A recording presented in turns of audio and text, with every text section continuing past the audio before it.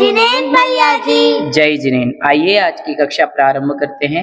नमो अरिहंताणं, नमो सिद्धाणं, नमो आयरियाणं, नमो वज्रायाणं, नमो लोये सवसाहुरम्।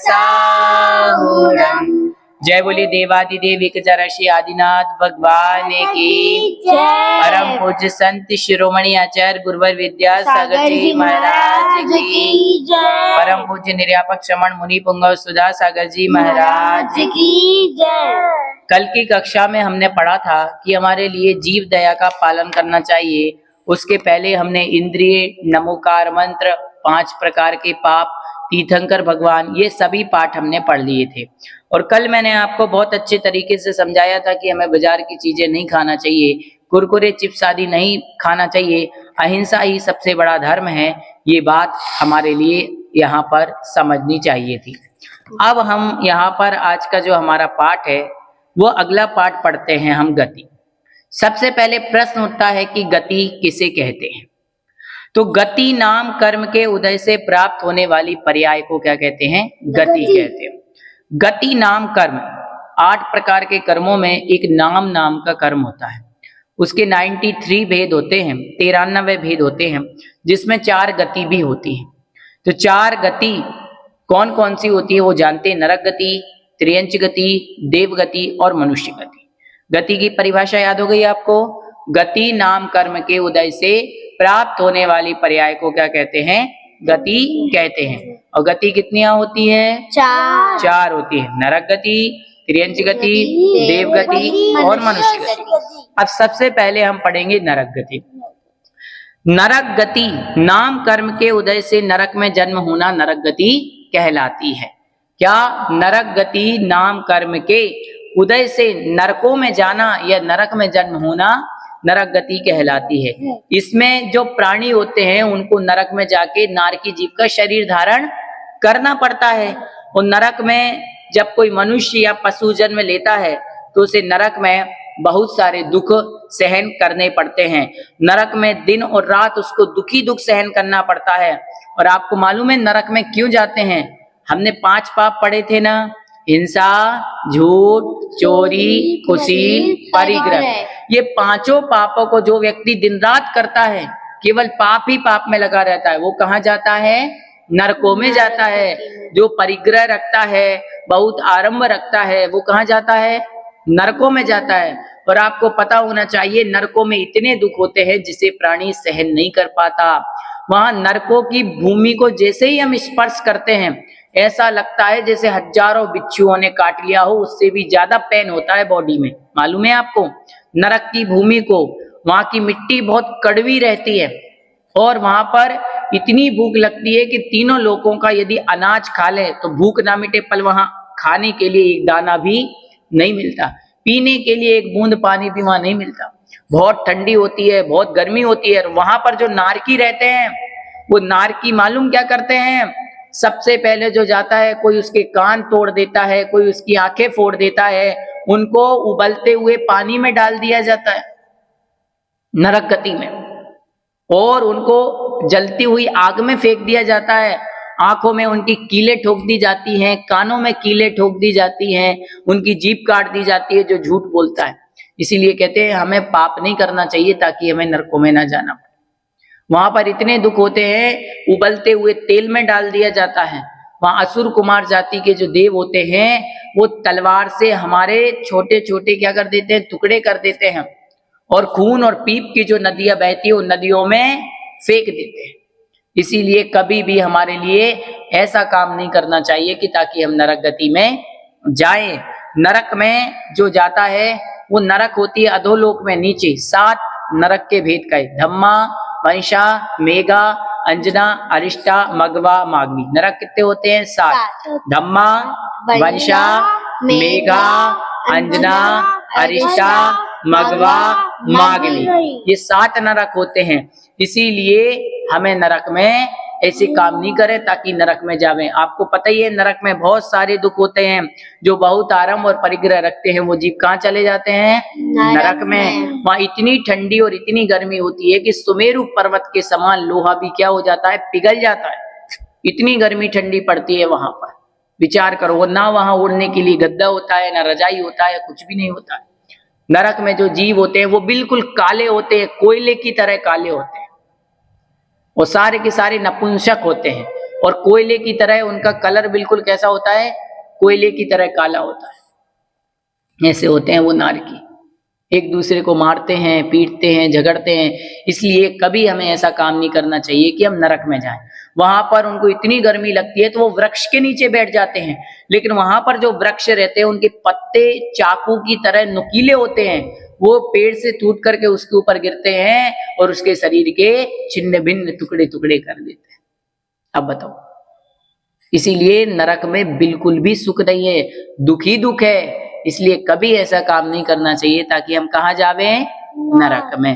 तो आपको समझ में आ गया नरक की डेफिनेशन, नरक के बारे में। अब हम पढ़ेंगे त्रियंच गति। त्रियंच गति नाम कर्म के उदय से त्रियंचों में जन्म होना त्रियंच गति कहलाती है। त्रियंच गति नाम कर्म के उदय से जो त्रियंच में जन्म होता है वो क्या कहलाती है? त्रियंच गति। इसमें जैसे हाथी बनना, घोड़ा बनना, गाय, बिल्ली, चिड़िया, कबूतर, ये सब त्रियंच गति के प्राणी हैं। जब कोई जीव मर करके त्रियंचों में जन्म लेता है, पशु बनता है, तो वो त्रियंच गति कहलाती है। और जो छल कपट मायाचारी करता है वो त्रियंच बनता है। आचार्य उमा स्वामी मुनिराज ने तत्वार सूत्र ग्रंथ में कहा, तत्वार सूत्र का आपने नाम तो सुना ही होगा। तत्वार सूत्र ग्रंथ में लिखा है कि जो मायाचारी करता है वो त्रियंचों में जाता है। इसलिए कभी हमें मायाचारी नहीं करना चाहिए, कभी हमें छल कपट नहीं करना चाहिए, कभी किसी को चीट नहीं करना चाहिए। जो दूसरों को चीट करता है वो कौन सी गति में जाता है? त्रियंच गति। और त्रियंच गति में जाकर के बहुत दुख सहने पड़ते हैं। आपको मालूम है पशुओं को कितने दुख सहने पड़ते हैं? उनके कान छेद दिए जाते हैं, उनको बांध दिया जाता है। गायें कैसी बंधी रहती हैं? गायों को बूचड़ खानों में काट दिया जाता है। आप लोग गौशाला गए थे ना, आपने देखा था ना गायों को कितने दुख होते हैं। अब बताओ, ऐसे संसार में कितने सारे जीव हैं जिनको दुखी दुख सहन करने पड़ते हैं। इसीलिए कहते हैं ऐसे काम नहीं करना है हमारे लिए, ताकि हम क्या बने? त्रियंच बने। कोई गाय रास्ते से जा रही है, कोई कुत्ता रास्ते से जा रहा है, तो कोई उसके ऊपर गाड़ी चढ़ा देता है, कोई अपनी बाइक से उसको टक्कर मार देता है, किसी का पैर टूट जाता है, किसी का हाथ टूट जाता है, फिर वो उस दुख को सहन करते रहते हैं। कोई नाली में पड़ जाता है, उनको भूख लगती है तो कोई खाना देने वाला नहीं है, प्यास लगती है तो वो नाली का पानी पीते हैं, कहीं पड़ी हुई रोटी खाते हैं, कहीं पड़ा हुआ कुछ खाते हैं। गायों के पेट में मालूम पन्नियां भर जाती हैं, गायें पन्नियां खा लेती है, कुछ नहीं मिलता खाने को। तो लोग क्या करते हैं, सब्जी प्लास्टिक की थैली में सब्जी के छिलके डाल देते हैं, उसमें रोटी डाल देते हैं और उसको बांध के फेंक देते हैं। अब उसके अंदर जो छिलके रहते हैं उनको खाने के लिए गाय जाती है तो प्लास्टिक भी वो क्या कर लेती है? खा लेती है, जिससे वो बीमार हो जाती है और मर जाती है। इसीलिए कहते हैं कभी भी हमारे लिए सब्जी आदि को और जो प्लास्टिक की चीजें हैं उनको कभी भी इधर उधर नहीं फेंकना चाहिए, ताकि वो गायों के पास ना आए।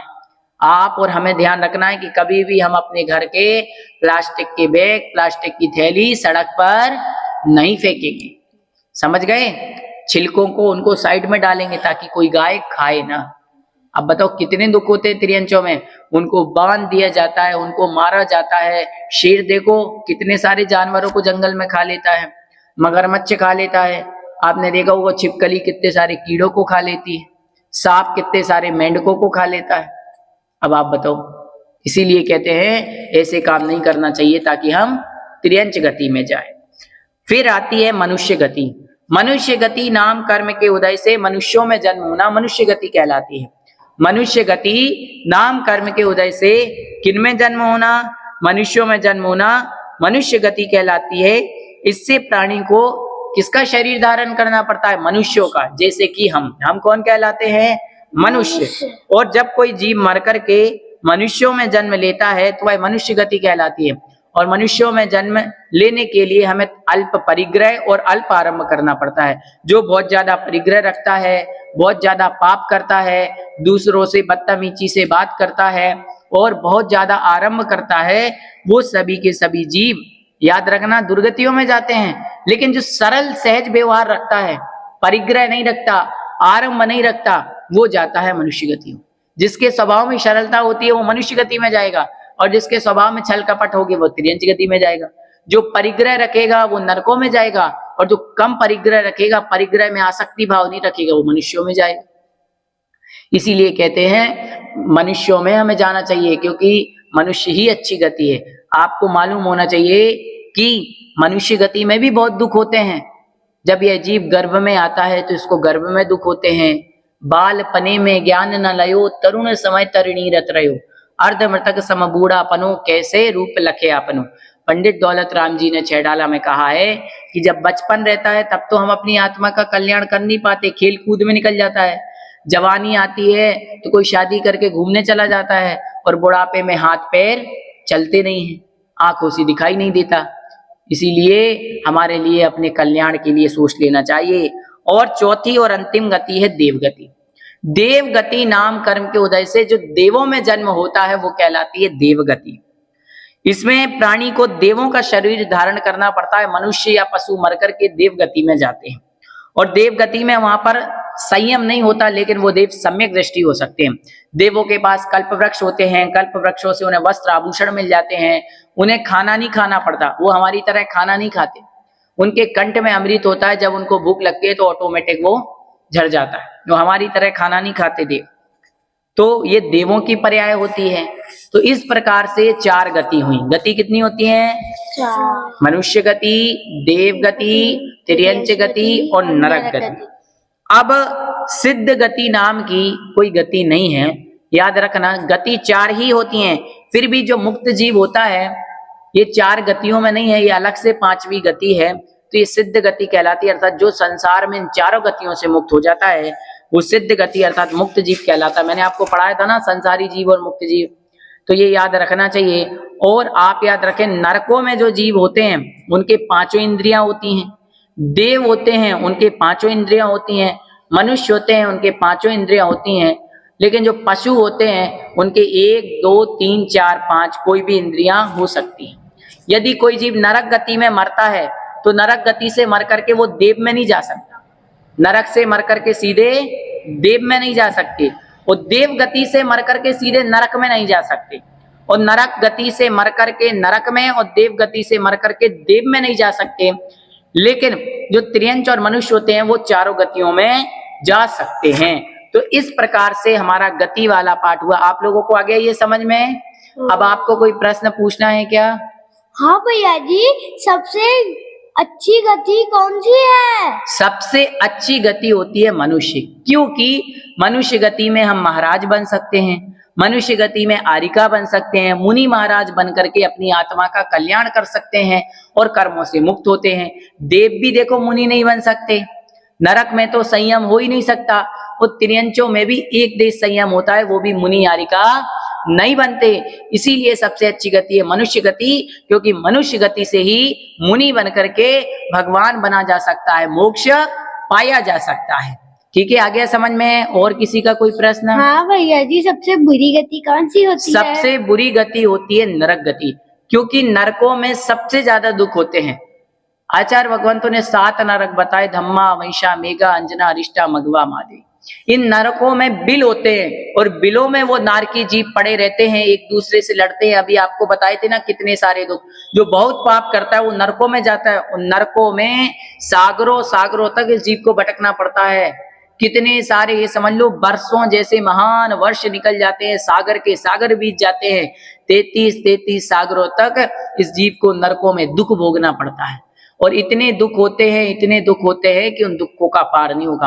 आपने देखा होगा तिल होती है ना, तिल को जब हम कढ़ाई में डालते हैं तो वो कैसे उछलते हैं। भुट्टे होते हैं ना, उसके जब हम स्वीट कॉर्न बनाते हैं तो वो कैसे उछलते हैं। वैसे ही नरकों में सारे के सारे पापी जीवों के लिए उबलती हुई कढ़ाई में डाल दिया जाता है, और वो ऐसे उछलते हैं, इतनी उनको वेदना होती है, लेकिन उनको बचाने वाला कोई नहीं होता। इसलिए सबसे बुरी गति है नरक गति और सबसे अच्छी गति है मनुष्य गति। इसलिए हमारे लिए मनुष्य गति प्राप्त करना चाहिए। आज की हम क्लास में इतना ही पढ़ेंगे, कल आप सभी लोग याद करके आएंगे। सभी को जय जय।